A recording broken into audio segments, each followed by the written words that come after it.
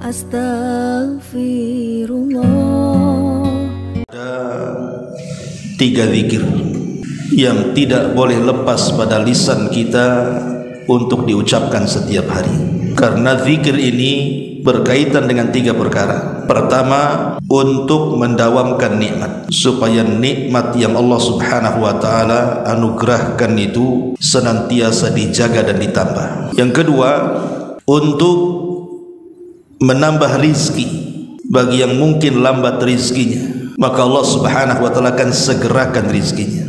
Dan yang ketiga, bicara soal musibah, supaya kita dijauhkan dan dihindarkan dari musibah. Makanya 3 zikir ringan ini terkadang malas kita mengucapkannya, padahal di balik 3 zikir ini luar biasa keutamaannya. Ma'asyiral muslimin yang dimuliakan Allah Azza wa Jalla, apa saja zikir itu? Dahulu ada ulama salaf namanya Ja'far ibn Muhammad ibn Ali ibn Husain, atau dikenal dengan Ja'far as-Sadiq. Dia putra daripada Muhammad ibn Ali, atau dikenal dengan Zainul Abidin, dan dia adalah putra daripada Husain, dan Husain putra daripada Ali, dan Ali putra daripada Abi Talib. Artinya silsilah Ahlul Bait. Ja'far ibn Muhammad ibn Ali ibn Husain ini,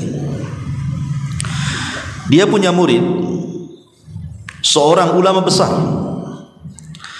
namanya Sufyan Ats-Tsauri rahimahullahu taala, dan dia adalah sayyidut tabi'in, pemimpinnya para tabi'in. Satu hari Sufyan Ats-Tsauri rahimahullahu taala sedang duduk bersama gurunya Ja'far ibn Muhammad ibn Ali ibn Husain ini. Layaknya seorang murid kepada gurunya, maka Sufyan Ats-Tsauri rahimahullahu taala mengatakan, la aqum hatta tuhaddithuni, saya tidak akan pergi dari tempat ini sampai engkau wahai guruku memberikan nasihat kepadaku. Qala, maka berkata Imam Ja'far ini, amma inni uhaddithuka wa ma kathratul hadithi laka bi khairin ya Sufyan. Ya Sufyan, bukankah aku telah banyak memberikan nasihat-nasihat kepadamu, nasihat-nasihat kebaikan, kurang cukupkah itu? Maka kemudian Ja'far ibn Muhammad ibn Ali al-Husain ini mengatakan kepada Sufyan Ats-Tsauri rahimahullahu taala, memberikan 3 nasihat. Idza an'ama Allahu 'alaika bi ni'matin fa ahbabta baqa'aha wa dawamaha fa aqsir minal hamdi wasyukri 'alaiha. Apabila Allah Subhanahu wa taala memberikan nikmat kepadamu dan engkau berkehendak nikmat itu terus ada dan terus bertambah, maka perbanyak memuji Allah Subhanahu wa taala dan bersyukur. Artinya ucapkan alhamdulillah. Fa inna Allah azza wa jalla, karena Allah Subhanahu wa taala berfirman, la in syakartum la azidannakum wa la in kafartum inna adzabi lasyadid. Kalau engkau melakukan syukur, mengucapkan banyak kalimat alhamdulillah setiap mendapatkan nikmat, maka kau akan tambah nikmat kalian. Tapi kalau kalian kufur, maka azabku sangat pedih untuk kalian. Jadi yang pertama, zikir yang pertama, nasihat Ja'far ibn Muhammad ibn Ali kepada Sufyan Ats-Tsauri, perbanyak ucapkan alhamdulillah. Ini yang pertama. Kemudian yang kedua, kata beliau, wa idza istabta'ta rizqa, kalau seandainya Allah takdirkan rizkimu lambat, kerja ini, dagang ini bangkrut, dagang itu enggak maju, usaha ini gulung tikar, lambat, maka kata Ja'far ibn Muhammad kepada Sufyan, fa aqsir minal istighfar, perbanyak ucapan astaghfirullah. Jadi kalau antum berniaga, berdagang, lisannya itu jangan lepas dari kalimat astaghfirullah, astaghfirullah, sambil jualan begitu. Fa inna Allah azza wa jal, karena Allah subhanahu wa ta'ala berfirman di dalam Al-Quranul Karim, faqultu astaghfiru rabbakum innahu kana ghaffara yursilis sama alaikum midrara wa yumdidkum bi amwali wa banin wa yaj'al lakum jannatin wa yaj'al lakum anhara. Surah Nuh ayat 10 sampai 12. Kukatakan kepada kalian, perbanyaklah istighfar kepada Rabb kalian, karena Dia zat yang maha pengampun. Dengan sebab istighfar itu Allah akan hujani kalian, dan Allah akan tambah harta dan keturunan kalian, dan Allah jadikan taman-taman yang rindang, dan Allah jadikan sungai-sungai yang bermanfaat untuk kalian. Lihat kata Allah, wa yumdidkum bi amwali wa banin. Allah perbanyak harta kalian kalau memperbanyak istighfar. Berarti zikir yang kedua, perbanyak ucapan astaghfirullah. Ini yang kedua. Kemudian yang ketiga, kata Ja'far ibn Muhammad ibn Ali ibn Husain kepada Sufyan al-Thawri rahimahullahu ta'ala, ya Sufyan, idza hazabaka amrun min sultanin aw ghairihi, apabila engkau tertimpa musibah yang sangat besar. Hazabahu amrun itu maksudnya perkara yang memberatkan bagi kehidupan kita, ditimpa berbagai macam musibah, entah musibah kesehatan, entah musibah ekonomi, entah musibah dizalimi, disakiti, dan begitu seterusnya, baik dari penguasa yang menekan kita atau yang lainnya. Fa'aksir, maka perbanyaklah oleh engkau wahai Sufyan, ucapkan la haula wala quwwata illa billah. Tidak ada daya dan kekuatan kecuali milik Allah. Fa innaha miftahul faraji wa kanzun min kunuzil jannati. Karena la haula wala quwwata illa billah adalah kunci untuk membuka setiap kesulitan, dan dia adalah simpanan-simpanan surga. Berarti yang ketiga ucapan la haula wala quwwata illa billah. Yang pertama alhamdulillah, yang kedua astaghfirullah, yang ketiga la haula wala quwwata illa billah. Wa qala, kemudian berkata Imam Sufyan al-Thawri, thalathun wa ayyu thalathin, alangkah indahnya, alangkah agungnya tiga perkara ini. Maka kata Imam Ja'far ibn Muhammad ibn Ali ibn Husain, dia mengatakan, aqalaha wallahi Abu Abdillah waliyanfa'ahu Allahu biha wa bihi. Sungguh Sufyan telah cerdas, paham dengan kata-kataku, katanya. Semoga Allah memberikan manfaat dengan kalimat-kalimat itu. Ma'asyiral muslimin yang dimuliakan Allah Azza wa Jalla, dalam riwayat yang lain, nasihat Ja'far ibn Muhammad kepada Sufyan al-Thawri, dia mengatakan, idza ja'aka ma tuhib, idza ja'aka ma tuhib, kalau datang perkara yang perkara itu sangat engkau sukai, datang kabar membahagiakan, datang harta membahagiakan, pokoknya apapun yang datang kepada kita dan itu membahagiakan kita, fa'aksir, perbanyak oleh engkau wahai Sufyan alhamdulillah, ucapkan alhamdulillah. Wa idza ja'aka ma taqrahu, tapi kalau datang perkara yang kau tidak suka, kau benci, enggak mau dengar, enggak mau menerima, fa'aksir, maka perbanyak ucapan la haula wala quwwata illa billah. Wa idza stabta'ta rizqa, tapi kalau rizkimu lambat, fa aktsir, perbanyaklah oleh engkau min istighfar, ucapan astagfirullah, astagfirullah. Taib, kita akan bentangkan. Ma'asyiral muslimin yang dimuliakan Allah Subhanahu wa taala, manusia sangat menghendaki 3 perkara: mendapatkan nikmat, dan kalau bisa nikmat itu bertambah, diluaskan rizki, dan kalau bisa diberikan kekayaan yang banyak.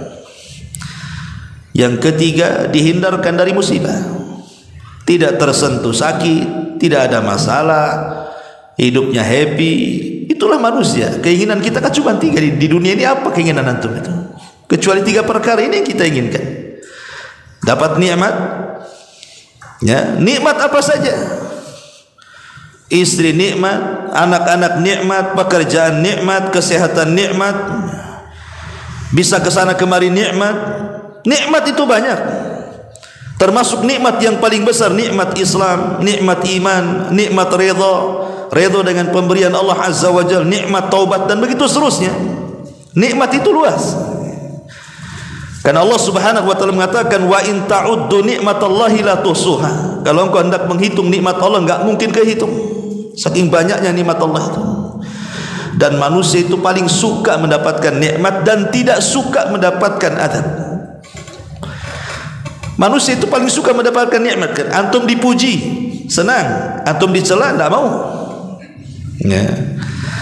Antum untung dalam jualan, senang. Antum buntung dalam jualan, tak mau. Memang tabiat manusia itu ingin mendapatkan nikmat, dan kalau bisa nikmat itu tetap dan bertambah.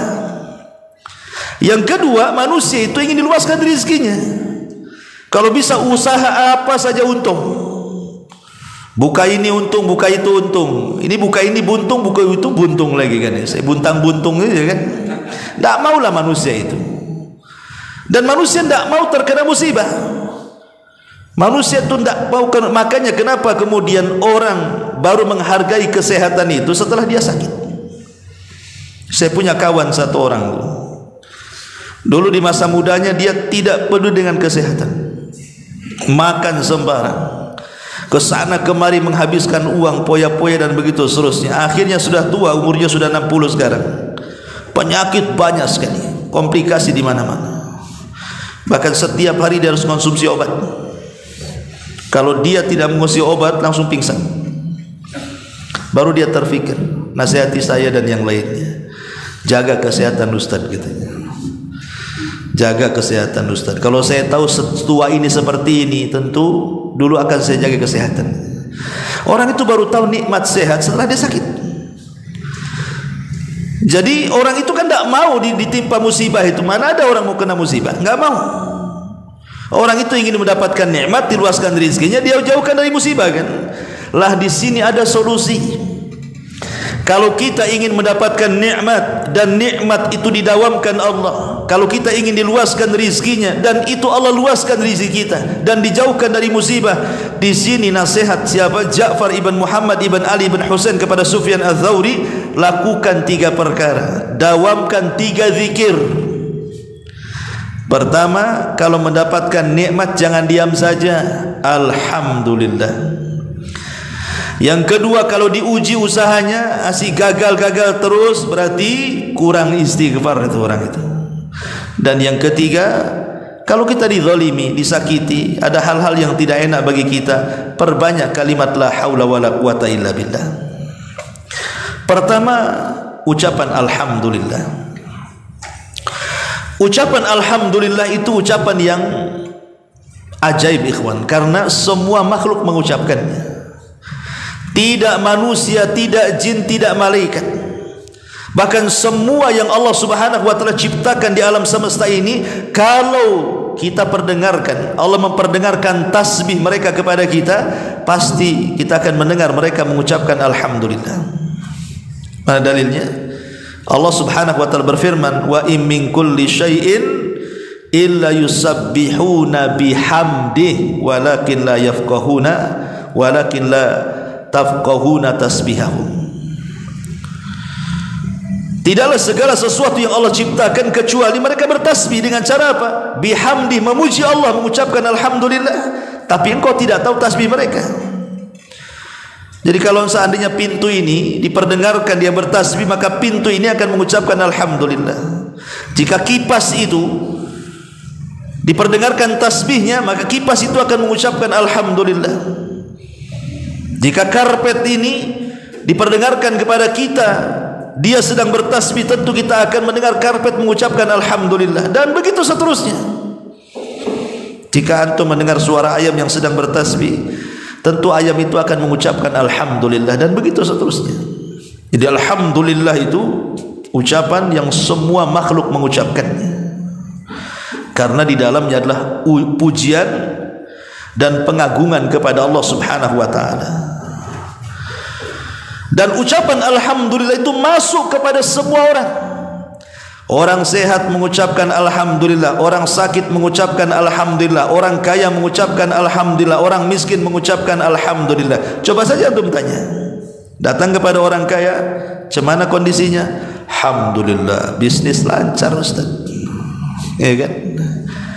Datang kepada orang miskin, "Cemana kondisinya akhi?" "Alhamdulillah, masih bisa makan."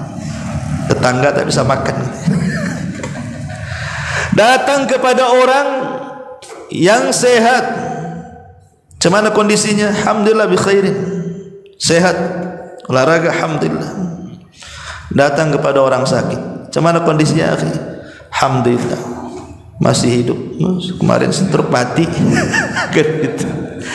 Ucapan alhamdulillah ini dia masuk kepada semuanya.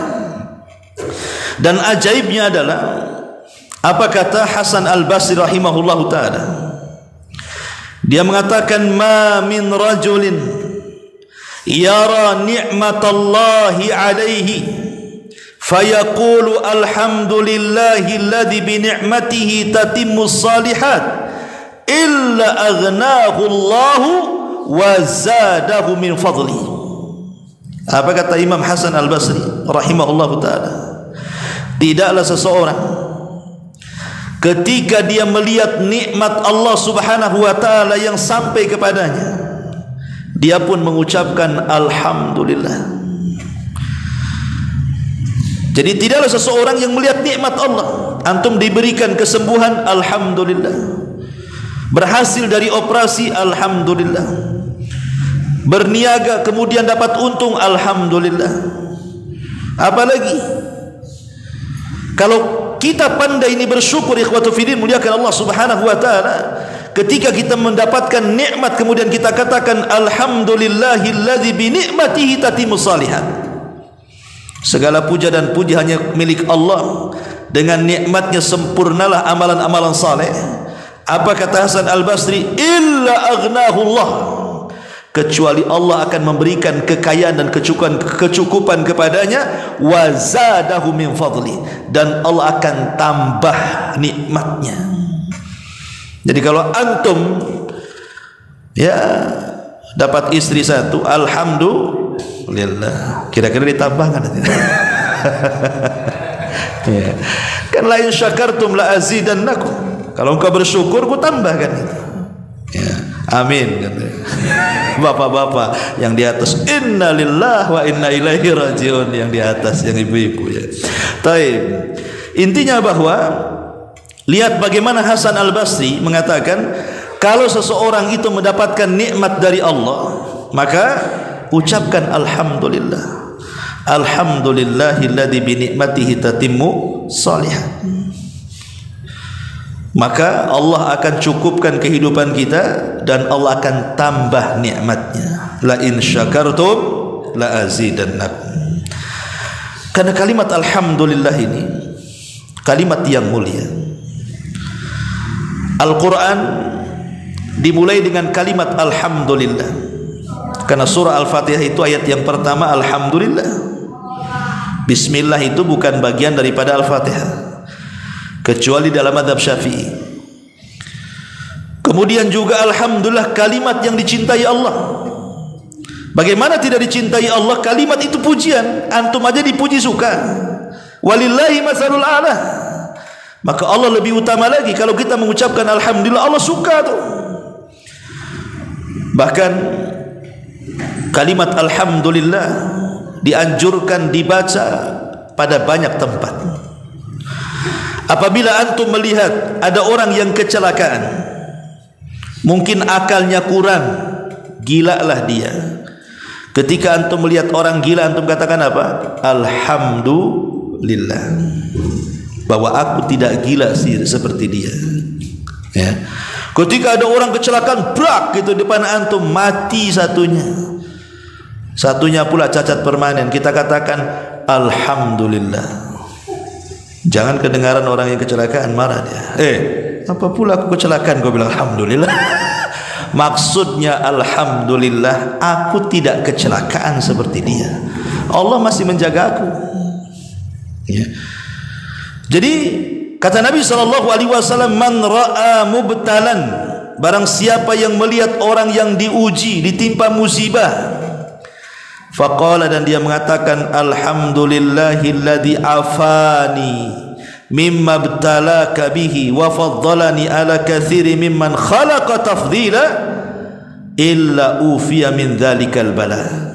Kata Rasul, kalau kita melihat ada orang yang terkena musibah, kemudian kita katakan alhamdulillah, zat yang telah memberikan kesehatan kepadaku, ya, mimma ibtalaka bihi, di mana ujian tidak diberikan kepadaku dan justru kepada orang lain, dan telah memberikan keutamaan kepadaku dari kebanyakan manusia, kecuali orang ini akan dijauhkan dari bala. Jadi kalau antum melihat orang yang kena musibah, alhamdulillah saya tidak seperti dia, maka kita akan dijauhkan dari bala. Ya, tentu juga setelah mengucapkan innalillahi wa inna ilaihi raji'un.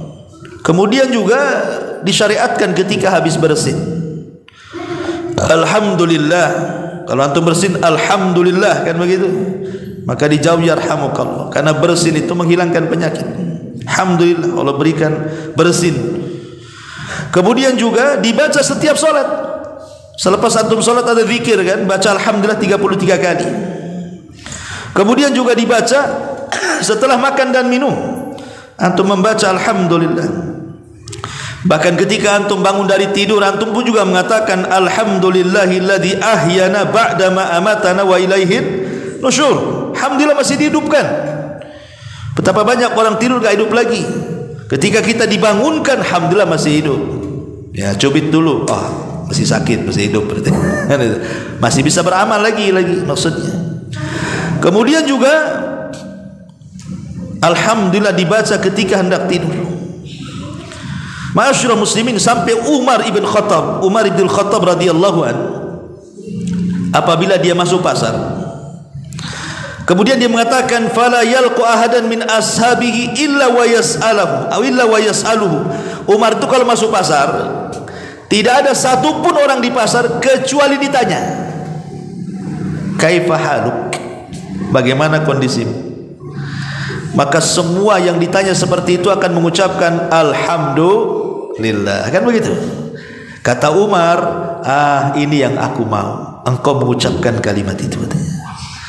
Ini yang ku mau, karena ucapan itu akan dicatat dalam catatanmu di hadapan Allah, dan akan memberatkan timbangan kebaikanmu, dan akan menjadikan kau bahagia kelak pada hari kiamat. Kata Umar, tuktab fi sahifatika wa tudha fi mizani hasanatika fatafrahu biha yaumal qiyamah.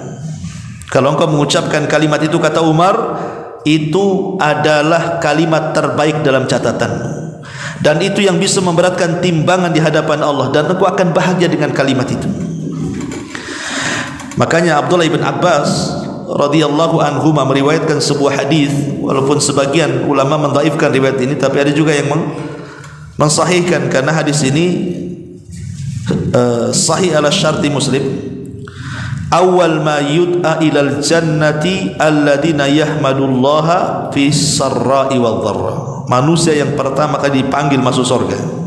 Jadi ketika manusia berjubel di pintu-pintu surga itu, maka Rasulullah SAW orang yang pertama kali masuk ke dalam surga, dan dia membuka pintu surga. Maka dari manusia yang berada di luar surga itu, yang pertama kali dipanggil untuk masuk ke dalam surga, adalah orang yang banyak memuji Allah, baik dalam kesendirian ataupun dalam terang-terangan. Banyak mengucapkan alhamdulillah, alhamdulillah, alhamdulillah.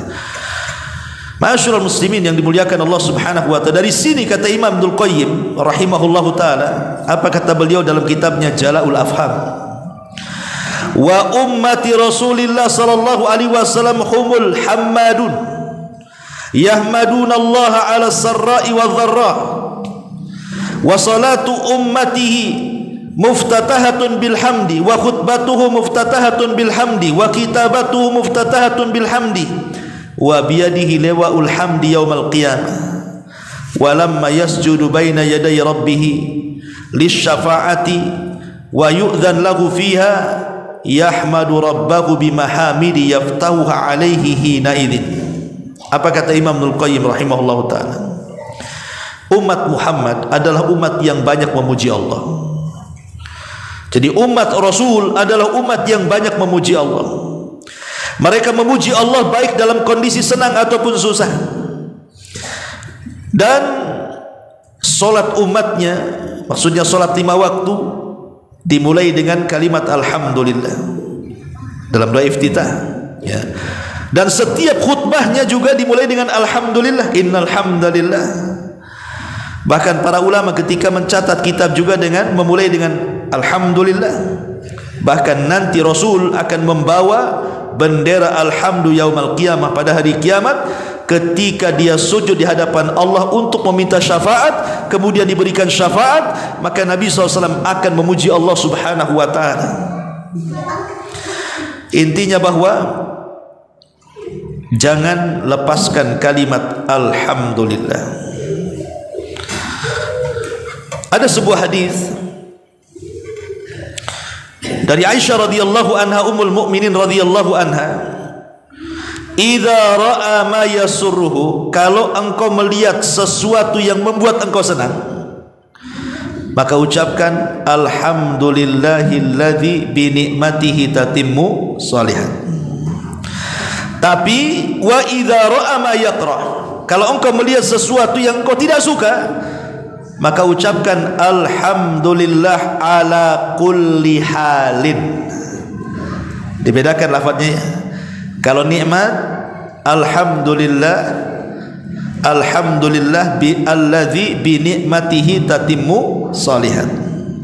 Tapi kalau kita melihat yang tidak kita sukai, mungkin berupa musibah, maka kita katakan alhamdulillah ala kulli halin. Nah, begitu cara bacanya.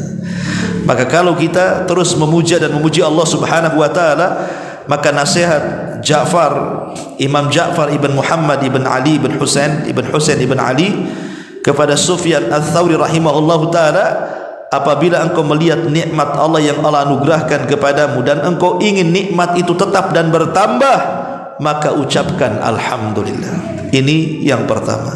Yang kedua, kata beliau, apabila lambat rizkimu, usaha ini tidak maju-maju, usaha itu juga tidak maju-maju, buka ini bukan bentang tikar gulung tikar, pokoknya susah, mau dapat rizki itu susah, ya. Maka kata Hasan Al-Basri, kata Ja'far ibn Muhammad ibn Ali ibn Husain kepada Sufyan Ats-Tsauri, fa'aktsir minal istighfar, perbanyak oleh kalian membaca istighfar, astagfirullah. Abu Musa radhiyallahu anhu, Abu Musa Al-Asy'ari radhiyallahu anhu, seorang sahabat Rasul, dia mengatakan, kana lana amanani dhahaba ahaduhuma wa huwa qaulur rasul fina wa baqiyal istighfar ma'ana fa idza dhahaba halakna, kata dia. Ketika beliau Abu Musa Al-Asy'ari radhiyallahu an memberikan catatan kepada surah Al-Anfal ayat 33, apa bunyinya? Wa ma kana Allahu liyu'adzibahum wa anta fihim wa ma kana Allahu mu'adzibahum wa hum yastaghfirun. Allah tidak mungkin mengazab mereka selama engkau wahai Muhammad hidup di tengah-tengah mereka.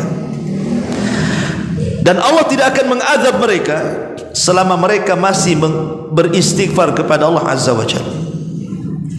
Jadi Allah tidak mengazab sebuah kaum kalau Nabi hidup di situ, dan Allah tidak mengazab sebuah kaum kalau kaum itu rajin beristighfar.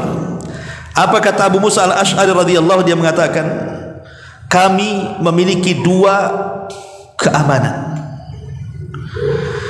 Yang pertama keberadaan Nabi, dan yang kedua tetapnya istighfar. Apabila dua-duanya hilang, hancurlah kami. Sekarang keamanan itu tinggal satu, karena kita tidak hidup di zaman Nabi. Kalau kita hidup di zaman Nabi, kita akan mendapatkan keamanan karena Nabi hidup di tengah-tengah kita. Tapi Nabi sudah meninggal, berarti hilanglah keamanan yang pertama.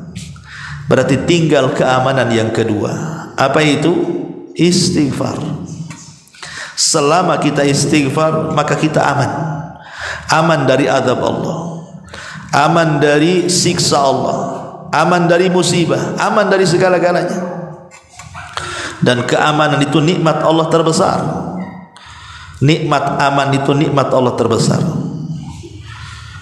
Makanya amanah diambil dari kata-kata aman, karena dengan amanah itu terciptalah keamanan. Orang kalau hilang amanah, menjadi khianat. Suami nggak aman sama istrinya, istri kemana pusing dia, nggak aman.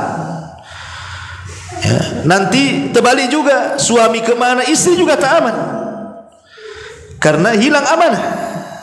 Ya kan? Orang tua tidak aman dengan anaknya karena hilang amanah. Rakyat tidak merasa aman dengan pemimpinnya karena hilang amanah. Dengan tetangga tidak merasa aman karena tidak amanah. Kan begitu ya? Jadi keamanan itu sesuatu yang menenangkan hati.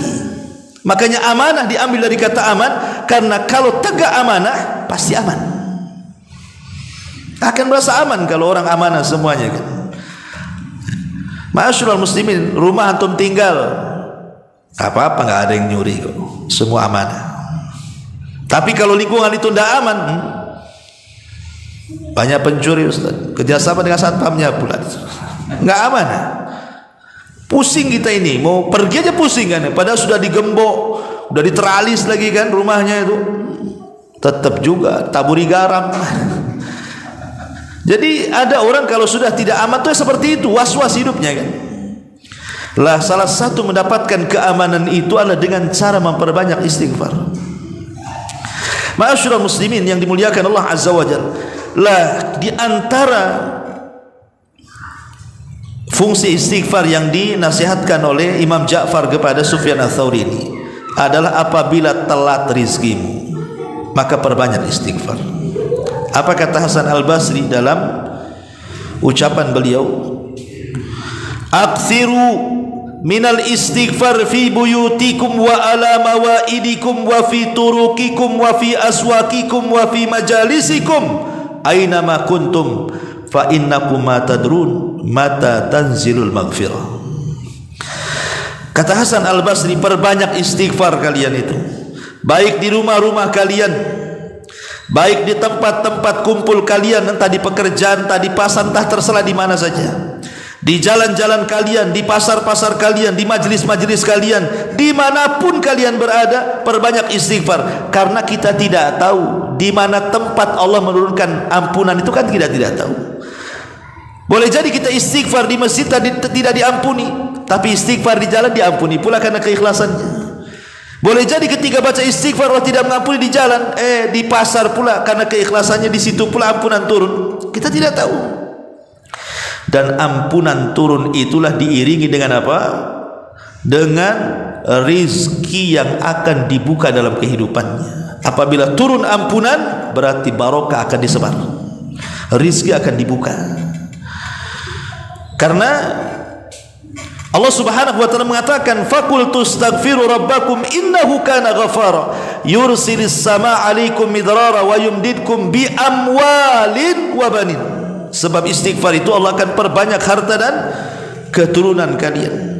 Makanya dalam hadis yang sahih yang dikeluarkan Imam Abi Dawud, Rasul mengatakan, man lazimal istighfar ja'alallahu min kulli dhiqin makhraja wa bi kulli hammin faraja wa yarzuquhu Allahu min haitsu la yahtasib.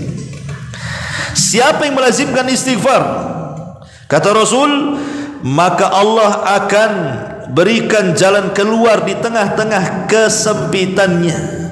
Allah akan berikan kebahagiaan di tengah-tengah kesedihannya, dan Allah akan berikan rizki dari arah yang tidak disangka-sangkanya.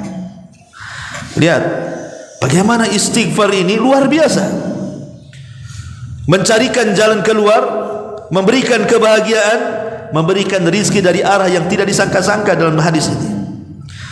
Ma'asyiral muslimin yang dimuliakan Allah Azza wa Jalla, apalagi kalau menggabungkan dua-duanya, ikhwan. Antum gabungkan ucapan alhamdulillah dengan ucapan astagfirullah, oh mantap lagi. Hasan Al-Basri, Imam Tabi'in, mengatakan, jadi satu hari dia menyewa seorang pekerja hamal, tukang bawa-bawa tuh. Pemanya antum punya barang, nanti tolong bawakan, kita kasih duit, apa namanya, porter ya kalau di pelabuhan, atau pokoknya gitulah ya. Jadi kata Hasan Al-Basri rahimahullahu taala, ketika pekerjanya ini membawakan barang dia dari pasar ke rumahnya dan dia di sampingnya sambil jalan, maka Hasan Al-Basri mendengar ini yang membawa barang ini selalu mengucapkan alhamdulillah astagfirullah, alhamdulillah astagfirullah, alhamdulillah astagfirullah, dari pasar sampai rumah, enggak berhenti ya. Jadi Imam Hasan Al-Basri ini heran, kemudian bertanya kepada orang ini, kenapa engkau mengucapkan dua zikir itu, alhamdulillah astagfirullah, alhamdulillah astagfirullah ya. Fa ajab, maka dia menjawab, adapun dia mengatakan, ana fi hayati kulliha ma Allah baina amrayn, ya Imam, saya akan usahakan dalam kehidupanku bersama Allah dengan dua perkara ini. Dia mengatakan kepada Imam Hasan Al-Basri, ya Imam, saya sudah bernazar dalam hidupku, tidak mungkin aku lepas dalam hidupku dengan dua perkara ini, alhamdulillah dan astagfirullah. Kenapa? Ni'matun lillahi alayya tastahiqqu minni alhamdu wa taqsirun fi haqqi rabbi yastahiqqul istighfar. Kenapa demikian? Karena kau tahu wahai Imam, Allah sudah banyak memberikan nikmat kepadaku, banyak sekali. Coba antum ngaca, di dalam mata kita ada nikmat bisa melihat, di dalam lisan kita ada nikmat bisa bicara, bisa menelan, bisa makan, dengan telinga bisa mendengar. Banyak nikmat Allah tuh. Dan aku tidak bisa membalas nikmat itu kecuali dengan syukur. Makanya aku ucapkan alhamdulillah. Tetapi dengan banyaknya nikmat yang Allah berikan kepadaku, aku tahu diri, aku ini masih kurang untuk bersyukur. Boleh jadi banyak larangan-larangan yang dilanggar, makanya aku perbanyak astagfirullah. Makanya aku ucapkan alhamdulillah astagfirullah, alhamdulillah astagfirullah. Kan enak tuh. Satu sisi alhamdulillah karena bersyukur akan nikmat yang Allah berikan kepada kita, karena kebaikan Allah berikan nikmat sementara kita ini tidak bisa membalasnya, dan banyak pula larangan-larangan yang dilanggar kita. Dengan apa caranya? Coba perbanyak istighfar. Makanya Nabi SAW setiap hari mengucapkan astagfirullahaladzim itu sampai 70 sampai 100 kali itu. Artinya mengucapkan astagfirullah itu tidak mesti harus kita punya dosa, tidak, membiasakan bertobat, gitu maksudnya. Ma'asyiral muslimin yang dimuliakan Allah Subhanahu wa taala. Jadi nasihatkan seperti itu, karena ini bisa membuka rizki. Ya, antum yang baru buka usaha atau sudah lama usahanya, ya kan, dan supaya rizkinya terus dilapangkan, dibanyakkan, diluaskan, maka terus sambil jualan, sambil dagang, sambil usaha, lisannya mengucapkan alhamdulillah astagfirullah. Ini yang kedua, yang ketiga, dan yang terakhir, di mana Ja'far ibn Muhammad ibn Ali ibn Husain menasihati Sufyan ats-Tsauri rahimahullahu taala, "Idza hazabaka amrun min sultanin aw ghairihi." Kalau ada masalah berat bagi hidupmu, kau ditekan dengan penguasa, kau disakiti orang lain, banyak ujian yang menimpamu, macam-macam pokoknya, entah kesehatan, entah ekonomi, entah keluarga, pokoknya banyaklah ujian. Fa'akthir min la haula wala quwata illa billah. Perbanyak ucapan la haula wala quwata illa billah. Tidak ada daya dan kekuatan kecuali hanya milik Allah. Kenapa? Kalimat ini ikhwan adalah kalimat yang Abi Darda radhiyallahu an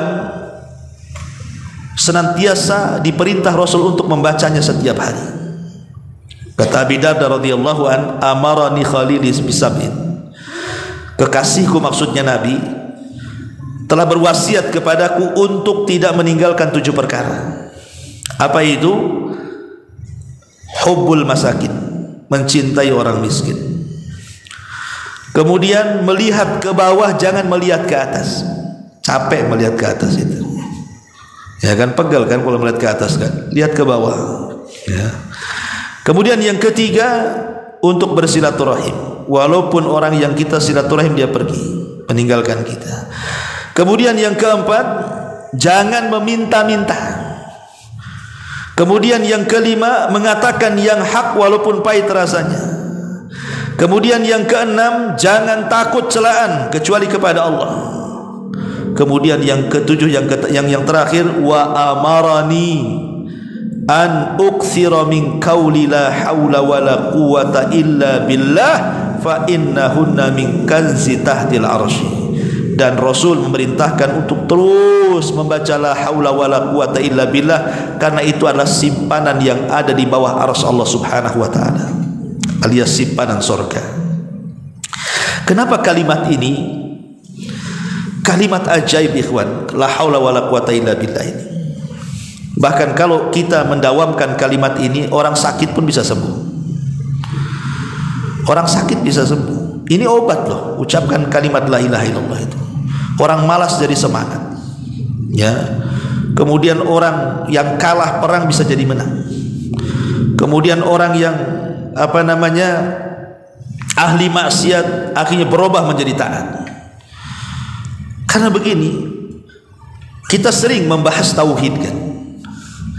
Bahkan di antara kita mungkin pernah belajar kitab tauhid, Tausulul Thalatha, Taqwaidul Arba, pokoknya kitab-kitab tauhid lah. Kitab-kitab tauhid yang dipelajari oleh ustadz-ustadz kita ini, itu sebenarnya teori. Kebanyakan bicara masalah teori. Oh, tauhid terbagi 3, rububiyah, uluhiyah, asma sifat. Uluhiyah ini, rububiyah ini, asma sifat ini. Kemudian mentafsirkan la ilaha illallah. La ilaha illallah itu ada syarat-syaratnya 1, 2, 3. Ini kan teori, pengetahuan, teori kan. Tetapi ketika antum mengucapkan kalimat la haula wala quwata illa billah, ini namanya praktek. Antum sedang mempraktekkan tauhid. Ketika antum kemudian terus lisannya tidak lepas dengan kata-kata la haula wala quwata illa billah, artinya anda sedang mempraktekkan tauhid. Ya. Dengan lisan kita sedang mempraktikkan tauhid, dan dengan hati kita sedang mempraktikkan tauhid yang berupa afdalut tauhid at-tawakkul, tawakal. Karena kalimat la haula wala quwata illa ini gabungan dari 2 kata. Iyyaka na'bud, iyyaka nasta'in, iyyaka na'bud, dan juga ucapan Nabi Allah Ibrahim alaihi salatu wasalam, hasbunallahu wa ni'mal wakil. Satu sisi kita menyandarkan ubudiyah kita kepada Allah, bahwa tidak ada daya dan kekuatan kecuali milik Allah, tauhid. Tapi sisi lain kita mengakui bahwa memang tidak ada tempat berlindung, tidak ada tempat pertolongan, tidak ada tempat bersandar kecuali kepada Allah. Siapa lagi? Karena kalimat ini adalah kalimat yang bisa merubah segalanya, dari yang lemah kepada yang kuat, dari yang tadinya sulit untuk melakukan ketaatan karena gemar maksiat akhirnya jadi taat, dari malas ke semangat, dari kalah ke menang, dari macam-macam, karena tidak ada daya dan kekuatan kecuali milik Allah Subhanahu wa taala. Makanya ada seorang syekh bercerita, ikhwan. Ada seorang syekh bercerita di Riyadh. Jadi ada seorang tujar di Riyadh itu, seorang pedagang, dulunya sukses. Ya, pedagang sukses. Allah takdirkan pedagang ini bangkrut bangkrutnya. Habis modalnya, hutang di mana-mana. Akhirnya kepikiran, sakit pula dia. Kan begitu orang yang bangkrut, stres, akhirnya kemudian sampai kepada sakit. Kemudian dia datang kepada salah satu masyayikh, kepada salah satu ulama yang ada di sana, meminta nasihat gitu ya. Apa yang harus dia lakukan, amalan apa yang harus diamalkan. Datanglah dia kepada salah satu ulama. Akhirnya sang ulama pun berikan nasihat, cobalah kau memulai lagi bisnismu, tetapi jangan tinggalkan kalimat la haula wala quwata illa billah. Tidak ada daya dan kekuatan kecuali milik Allah. Betapa hebatnya manusia tetap lemah di hadapan Allah. Betapa kayanya manusia tetap miskin di hadapan Allah. Minta kepada Allah. Akhirnya kemudian orang ini memulai usahanya. Setiap hari lisannya tidak pernah lepas la haula wala quwata illa billah, la haula wala quwata illa billah. Pagi, siang, malam terus, masya Allah. Akhirnya Allah kembalikan kekayaan. Lambat laun bisnisnya hidup lagi, penyakitnya hilang, sehat lagi. Bahkan ada kisah lagi juga, ada seseorang yang terkena kasus, dia itu posisinya dizalimi. Akhirnya kasusnya sampai ke mahkamah, ke pengadilan. Dia di pihak yang benar, tapi dia dizalimi. Akhirnya dia coba menyewa pengacara ini, pengacara dia kalah juga. Terkadang ikhwan, belum tentu yang benar itu menang kan gitu. Karena dalam dunia pengacara bukan yang menang itu yang benar, tapi yang pandai ngomong. Kalau pandai ngomong kan gitu ya, dia menang. Pandai memutar pasal-pasal karet bukan? Ada pandai menang tuh, bayar saksi pandai menang. Padahal dia tidak benar. Jadi akhirnya dia itu sudah kepepet gitu ya. Dia di pihak benar tapi kok kemudian dipojokkan terus dalam mahkamah itu. Dengan pengacara lawannya, datanglah dia kepada salah seorang syekh, meminta nasihat, gimana caranya supaya saya menang dalam perkara, karena saya di pihak yang benar. Maka syekh itu atau ulama, sang ulama pun memberikan nasihat, perbanyaklah ucapkan la haula wala quwata illa billah. Ingat, sehebat apapun hakim, tetaplah hakim. Dia manusia, dia lemah. Allah jauh lebih kuat dibandingkan dia. Betapa hebatnya sang pengacara, ngomong sana sini, tetaplah dia manusia, dia makhluk yang lemah. Allah lah yang kuat. Perbanyak kalimat la haula wala quwata illa billah. Akhirnya dia terus membaca sampai setiap persidangan, akhirnya datang keajaiban. Allah singkap siapa yang benar, siapa yang salah. Kekuatan siapa yang menyingkap itu kalau bukan kekuatan Allah? Itulah la haula wala quwata illa billah. Makanya kalimat ini dianjurkan dibaca di banyak tempat karena saking agungnya. Seperti kalau antum keluar dari rumah, antum membaca bismillahi tawakkaltu ala Allah la haula wala quwata illa billah. Kalau antum baca seperti itu, kata Rasul, hudita wa kufita wa wukita fatatanaha lahu syayatin, katanya. Engkau akan dicukupi rizkinya hari itu, engkau akan diberikan hidayah, engkau akan dijaga, setan gak akan menyentuhmu. Ya. Ya. Kemudian juga dibaca ketika bangun dari malam hari. Sebagaimana hadis Nabi sallallahu alaihi wasallam, beliau mengajarkan doa la ilaha illallah wahdahu la syarikalah, lahul mulku wa lahul hamdu wa huwa ala kulli syai'in qadir, alhamdulillah wa subhanallah wa la ilaha illallah wallahu akbar wa la haula wa la quwata illa billah. Maka siapa yang membaca doa ini maka akan diampuni dosa-dosanya, kata Rasul. Terkadang juga dibaca ketika menghadapi lawan. Ya, tadi antum kalau melawan di persidangan, ya kan, antum ini ada kasus, ini hari ini sidang nih, nanti jam 1 sidang. Dari malam tuh antum bacakan la haula wala quwata illa billah terus sampai ke persidangan. Ya, tidak ada daya kekuatan Allah yang berkuasa, bukan hakim, bukan pengacara, bukan saksi. Allah yang berkuasa. Boleh jadi sebab itu Allah bolak-balikan tuh hati si hakim itu. Yang tadi sudah disogok dibalikan sogokannya, bisa saja. Atau kepleset ngomong, kan nggak tahu, ya kan? Itu bisa kita gunakan untuk itu. Makanya yang semakna dengan kalimat ini adalah hasbunallahu wa ni'mal wakil, itu kan sama dengan la haula wala quwata illa billah. Dan itu yang diucapkan Nabi Ibrahim ketika dilempar kepada api, kan Allah selamatkan.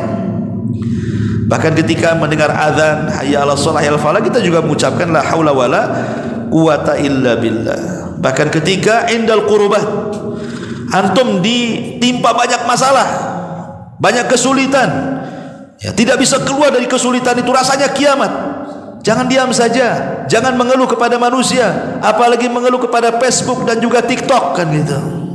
Keluhkan kepada Allah, perbanyak ucapan la haula wala quwata illa billah, karena dia adalah simpanan surga. La haula wala quwata itu simpanan surga. Bayangkan malaikat pemikul arsy. Siapa duluan? Yang diciptakan arsy atau malaikat pemikul arsy dulu? Allah ciptakan arsy. Arsy itu makhluk Allah yang paling besar. Setelah Allah ciptakan arsy, Allah ciptakan yang memikulnya malaikat. Setelah malaikat diciptakan, malaikat tengok arsy, mak besar kali, cemana saya ngiping-ngikul, katanya. Tak mungkin ya Rabb, arsy sebesar ini kami pikul. Nah, dalam ciptakan berapa? 8 malaikat pemikul arsy, kan? Dalam Quran sebutkan thamaniyah, 8. Semua 8 malaikat nyerah. Tak bisa ya Rabb, arsy ini terlampau besar, kami tidak kuat. Maka Allah mengatakan, katakan oleh kalian la haula wala quwata illa billah. Maka ketika 8 malaikat pembawa arsy ini mengucapkan kalimat la haula wala quwata illa billah, tiba-tiba datang kekuatan.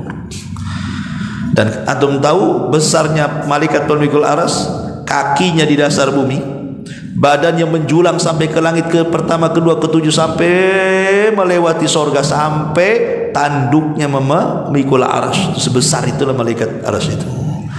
Dan dia akan tetap memikul sampai kiamat dibangkitkan. Siapa yang berikan kekuatan memikul arsy? Allah. Maka dari sini kalimat ini bisa menyembuhkan penyakit. Bisa juga memberikan semangat bagi yang lemah. Karena ada orang yang kemudian putus asa hidupnya, karena ini gagal itu gagal, ya kan? Akhirnya stres. Ketika stres bingung, ketika bingung lemah badannya. Maka siapa yang melazimkan dengan penuh keyakinan bahwa tidak ada daya dan kekuatan kecuali Allah, dan itu tauhid yang sempurna, maka insyaallah dengan lafaz la haula wala quwata illa akan mendatangkan keajaiban-keajaiban itu. Maka sebagai penutup, sekali lagi saya ulangi, kehidupan manusia tidak lepas daripada nikmat, rizki dan musibah. Kalau ingin ditambah nikmatnya, diluaskan rizkinya, dijauhkan dari musibah, ucapkan 3 zikir: alhamdulillah, astaghfirullah, la haula wala quwata illa billah. Wallahu a'lam bishawab. Ini yang bisa saya sampaikan, mudah-mudahan ada manfaatnya. Subhanaka wa bihamdika, asyhadu an la ilaha illa anta, astaghfiruka wa atubu ilaik. Allahu ta'ala alam. Assalamualaikum warahmatullahi wabarakatuh.